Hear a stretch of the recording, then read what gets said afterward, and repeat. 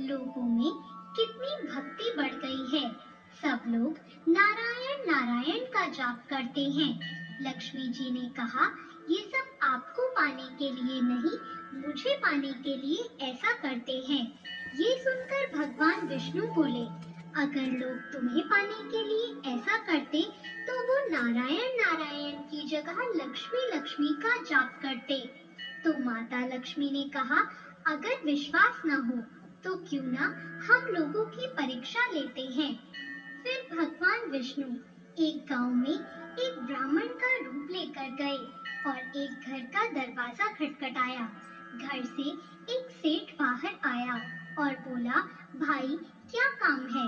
तो भगवान बोले, तुम्हारे नगर में मैं भगवान की कथा कीर्तन करना चाहता हूँ। फिर सेठ बोला, ठीक है महाराज, जब तक कथा होगी आप मेरे ही घर में रहना। गांव के कुछ लोग इकट्ठे हो गए और सब तैयारी करने लगे। पहले दिन बहुत कम लोग आए। अब स्वयं भगवान ही कथा करने आए थे तो दूसरे और तीसरे दिन लोगों की भीड़ हो गई। भगवान भी ये देखकर बहुत खुश हो गए कि लोगों में कितनी भक्ति बढ़ गई है। लक्ष्मी माता ने सोचा, क्यों न चलकर देखा जाए। लक्ष्मी माता एक बूढ़ी औरत का रूप लेकर उस नगर में पहुंची। वहां एक महिला अपने घर का ताला बंद कर रही थी। माता ने उससे कहा, बेटी जरा पानी पिला दे। वो महिला बोली, माता मुझे प्रवचन में जाना है। माता लक्ष्मी ने कहा, बेटी थोड़ा पानी पिला दे, बहुत प्यास लगी है। वो महिला जाकर एक लोटा पानी ले आई। माता ने पानी पिया और वापस लौटाया तो वह सोने का हो गया। यह देखकर महिला अचंभित हो गई। उसने सोचा, स्टील का लोटा सोने का कैसे हो गया? यह तो चमत्कारी माता जी हैं। अब वो महिला हाथ जोड़कर कहने लगी, माता जी आपको तो भूख भी लगी होगी, खाना खा लीजिए। उसने सोचा, खाना खाएंगी तो थाली कटोरी चम्मच गिलास सब सोने के हो जाएंगे। माता लक्ष्मी बोली, तुम जाओ बेटी, तुम्हारा प्रवचन सुनने का समय हो रहा है। वो महिला फिर प्रवचन में गई, लेकिन वहां जाकर आसपास की सभी औरतों को उसने ये बात बता दी। अगले दिन से लोगों की संख्या कम हो गई। भगवान ने पूछा, लोगों की संख्या कम कैसे हो रही है? किसी ने कहा, एक चमत्कारी माताजी आई हैं। वो जिसके घर दूध पीती है, गिलास सोने का हो जाता है। थाली में रोटी सब्जी खाती है तो थाली सोने की हो जाती है। इसलिए लोग प्रवचन में नहीं आते। भगवान नारायण समझ गए कि लक्ष्मी जी का आगमन हो चुका है।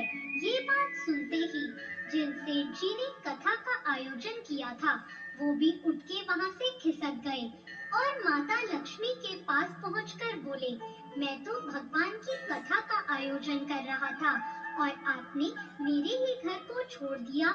माता लक्ष्मी बोली, तुम्हारे घर तो मैं सबसे पहले आने वाली थी, लेकिन तुमने अपने घर में जिस कथा कहने वाले को ठहराया है, तुम उसे यहाँ से जाने को कहोगे तभी मैं यहाँ आ सकती हूँ। उन्होंने कहा, बस इतनी सी बात, अभी मैं उनकी व्यवस्था धर्मशाला के कमरे में करवा देता हूँ। जैसे ही भगवान कथा कह के सेठ जी के घर आए, तो सेठ जी बोले, अपना बिस्तर बांधो, मैंने आपकी सारी व्यवस्था धर्मशाला में कर दी है।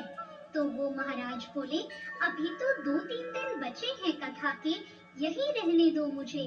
सेठ जी बोले, नहीं नहीं, आप यहाँ से जल्दी जाओ, मुझे और कुछ नहीं सुनना। मुझे यहाँ अपने किसी और मेहमान को ठहराना है। इतने में लक्ष्मी जी आई और सेठ जी से बोला, आप थोड़ा बाहर जाइए, इनसे तो मैं ही बात कर लेती हूँ। माता लक्ष्मी जी भगवान विष्णु से बोली, प्रभु अब तो मान गए ना? भगवान नारायण बोले, हाँ लक्ष्मी, तुम्हारा प्रभाव तो है, लेकिन एक बात तुम्हें मेरी भी माननी पड़ेगी। तुम यहाँ तभी आई जब संत के रूप में मैं यहाँ आया। संत जहाँ कथा करेंगे वहाँ लक्ष्मी का निवास जरूर होगा। यह कहकर नारायण भगवान ने वैकुंठ के लिए विदाई ले ली। अब प्रभु के जाने के बाद सेठ जी के घर सभी गांव वालों की भीड़ हो गई। सभी चाहते थे कि वो माता जी सबके घर बारी बारी से आएं। लक्ष्मी जी ने सेठ और बाकी गांव वालों को कहा, अब मैं भी यहाँ से जा रही हूँ। सभी को हैरानी हुई। माता ने कहा, मैं वहीं रहती हूँ जहाँ भगवान नारायण का वास होता है। आपने तो उन्हें यहाँ से निकाल दिया, फिर मैं यहाँ कैसे रह सकती हूँ? यह कहकर वो भी वहाँ से चली गई। जहाँ परमात्मा का वास है, वहाँ माता लक्ष्मी का वास होता है। केवल माता लक्ष्मी के पीछे भाग